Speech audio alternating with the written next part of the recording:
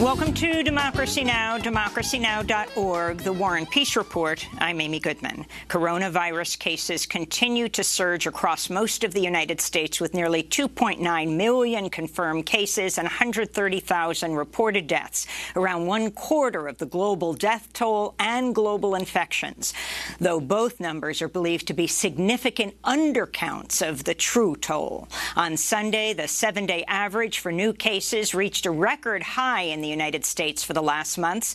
Cases are still on the rise in some of the country's most populous states, including Florida, California, and Texas, where Governor Greg Abbott has reversed course, ordering face coverings to be worn in public across most of Texas.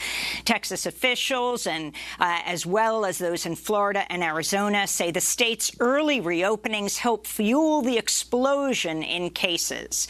Despite skyrocketing cases, crowds still packed many of the open beaches in coastal cities for the July 4th holiday weekend, sparking further fears of even more spikes.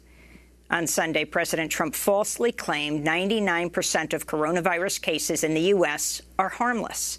This comes as more people close to the Trump administration test positive for COVID-19. Former Republican presidential candidate and Trump ally Herman Cain is being treated in a hospital for the disease. He was present at Trump's June 20th Tulsa rally, where at least 8 campaign staffers tested positive for coronavirus, as well as now a number of Secret Service agents. Kimberly Guilfoyle also tested positive for COVID-19. She's a senior Trump campaign official and partner of Donald Trump Jr.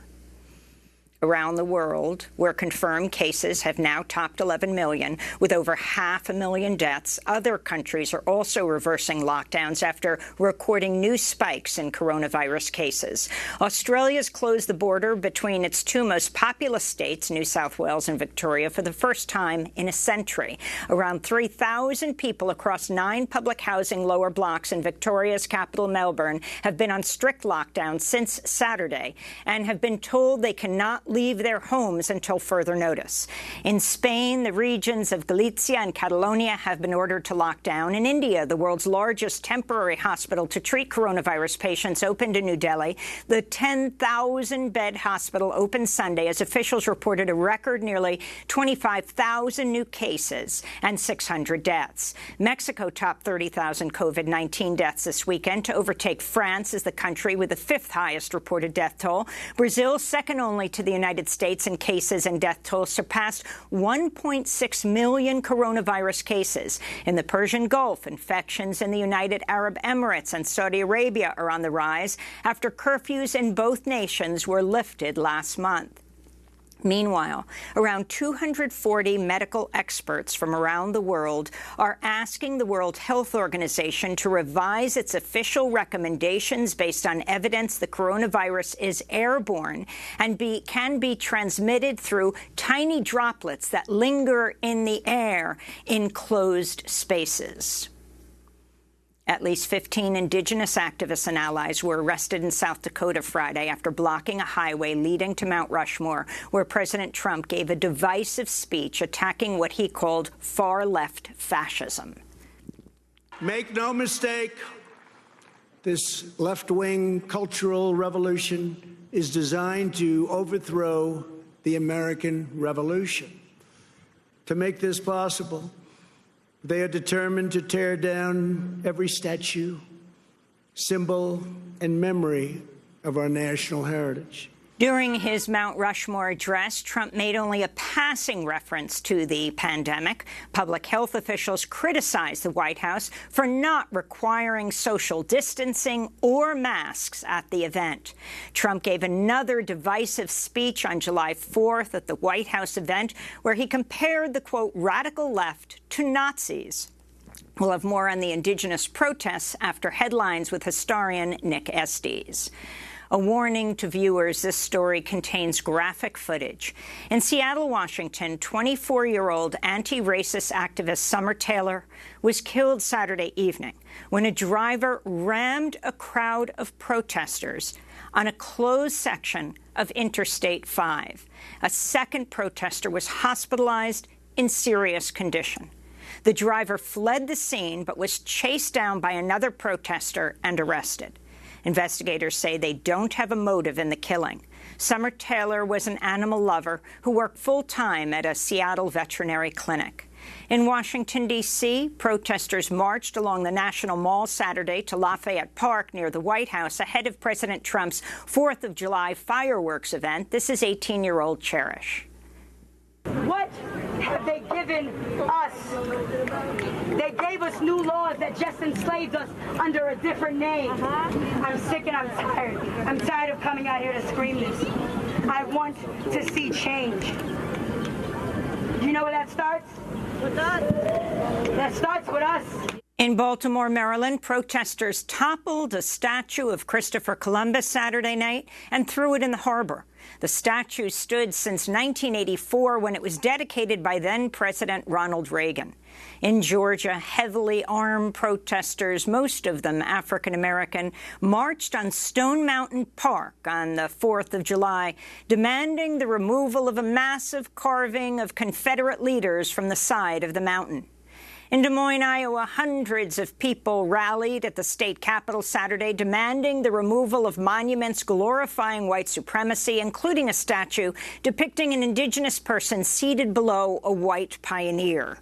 In Portland, Oregon, police declared a 4th of July protest a riot and fired tear gas to clear demonstrators, some of whom fired commercial-grade fireworks at a federal courthouse and a downtown jail. At least 13 people were arrested.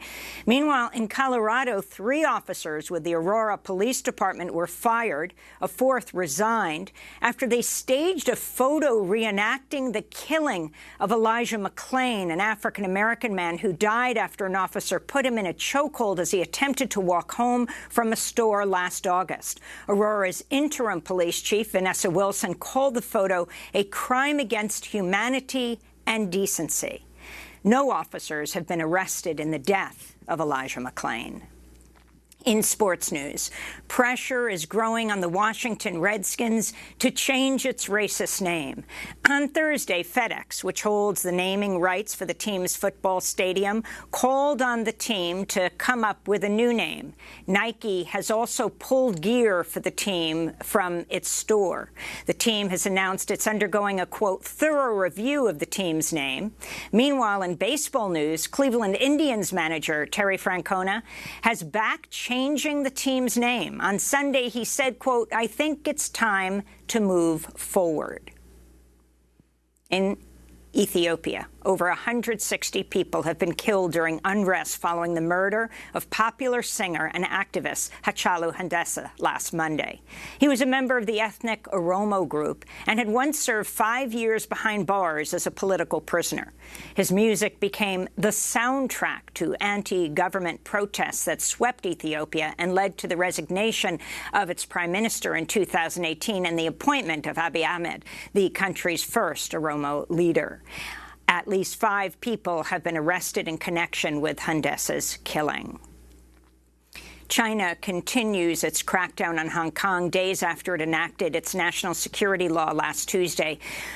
Books from pro-democracy activists have been removed from Hong Kong libraries so that they can be reviewed for possible violations of the law, which criminalizes what it calls acts of secession, subversion, terrorism, and collusion with foreign forces, unquote. On Friday, a 23-year-old man became the first person to be charged under the new law after he rode a motorcycle into police while carrying a sign that read, "Liberate Hong Kong, Revolution of Our Times," a slogan which is now banned. At a protest Monday, Hong Kong residents held up blank pieces of paper to protest the legislation and censorship. These slogans will always be in my heart, and those words will always stay on white paper, which will never disappear. They can silence us, create white terror, and let us censor ourselves, but our heart will never die. Prominent Hong Kong pro-democracy figure and former lawmaker Nathan Law said he fled Hong Kong to an undisclosed location following the signing of the law. Nathan Law testified before the U.S. House last week and told supporters he would continue the struggle from outside Hong Kong. Philippine President Rodrigo Duterte has signed a so-called anti-terror bill into law, further consolidating his authoritarian power. Critics say the law could be used to silence all forms of dissent and threaten civil liberties. Human Rights Watch said the law, quote, pushes Philippine democracy into an abyss. Opponents say they'll challenge the law in court. Rescue operations continued in Burma over the weekend following a deadly landslide at a jade mine that killed over 170 people. The tragic incident is shining a spotlight on the secretive, often illegal practices of the jade industry, which human rights group Global Witness says fuels armed conflict between government troops and rebel fighters seeking self-rule in northern Burma. Back in the United States, the family of Vanessa Ghee-lane, the 20-year-old Fort Hood soldier who's been missing since April, says military investigators have positively identified her remains. The remains were found last week in a shallow grave near the Texas Army base. Army investigators told the family Ghee-lane was beaten to death with a hammer before being removed from the base. The main suspect in her killing, specialist Aaron David Robinson, died by suicide last week. According to her family, Ghee-lane had been planning on reporting Robinson for sexual harassment. To see our interview with the Ghee-lane family lawyer, Natalie Kawam, go to democracynow.org. The killings of 17-year-old black transgender teen Braila Stone and 22-year-old black trans woman Mercy Mack mark at least the 17th and 18th violent deaths of transgender people in the U.S. so far this year. Braila Stone's body was found in a car in a suburb of Little Rock, Arkansas, June 25th. Her death is now being investigated as a homicide after a man reportedly claimed on social media he'd been paid $5,000 to kill her. An 18-year-old suspect was arrested last week. Mercy Mack was found June 30th in Dallas, Texas, with a gunshot wound to the head. Mack had recently posted on Facebook that she was excited to return to her job at a restaurant that had been closed due to the coronavirus pandemic.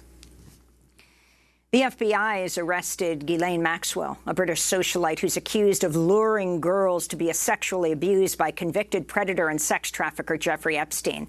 Maxwell is scheduled to appear in a New York court this week and could face up to 35 years behind bars. Epstein died from an apparent suicide last August in his jail cell. Maxwell has also previously been accused of sexually assaulting girls along with Epstein. In related news, the New York Times is reporting lawyers for Prince Andrew spoke with a Washington lobbyist who has ties to the Trump administration about assisting Prince Andrew with the fallout from his relationship with Jeffrey Epstein. The lobbyist, Robert Strick, reportedly did not feel comfortable representing the prince, and no deal was made. Prince Andrew was a close friend of Epstein's and has been accused of being involved in Epstein's sex trafficking crimes and having sex with one of Epstein's survivors when she was 17 years old. Prince Andrew is the son of Queen Elizabeth. Prior to Trump firing him last month, former U.S. Attorney Jeffrey Berman had been heading up investigations into Epstein's co-conspirators. Trump had been a longtime friend of Jeffrey Epstein. And in environmental news, Duke Energy and Dominion Energy have canceled plans to build the Atlantic Coast Pipeline in a major victory for Indigenous and environmental activists who've opposed the project since it was announced in 2014. The 600-mile pipeline would have carried frack gas from West Virginia to North Carolina, passing under the Appalachian Trail and Virginia's George Washington National Forest. And those are some of the headlines. This is Democracy Now!, democracynow.org, The Quarantine Report. I'm Amy Goodman.